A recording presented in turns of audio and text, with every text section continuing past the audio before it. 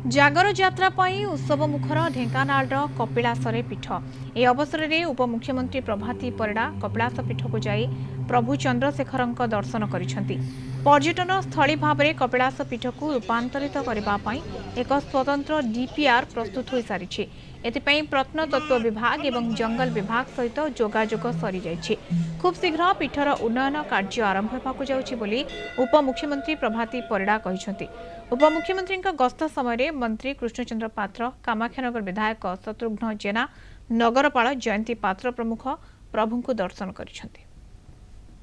आज प्रभुंकर डाकरा है ओडिशार समस्त शिव भक्त मानकर प्रभु कल्याण करंतु ओडिशा लोकों को विकास शिखर रे पहुंचातु। कपिलास पहाड़ आम समस्त आम पिला दिनू भी एक पर्यटन स्थल, तेणु एक पर्यटन मंत्री भावे देखा भिड़ बेल देखा आर विकास करार दायित्व नवा ये प्रभु आशीर्वाद बिना असंभव।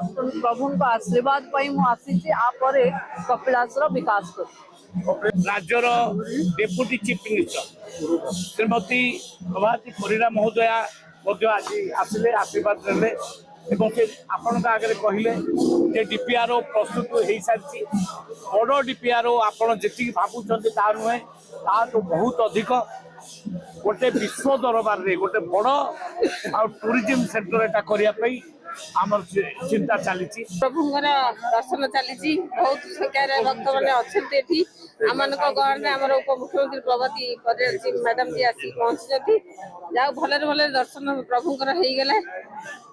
मो प्रभु चंद्रशेखर पाखे करुणा करी जे मो ढेंकाणवासी समस्त भले रखु घंटा घोड़े रखु।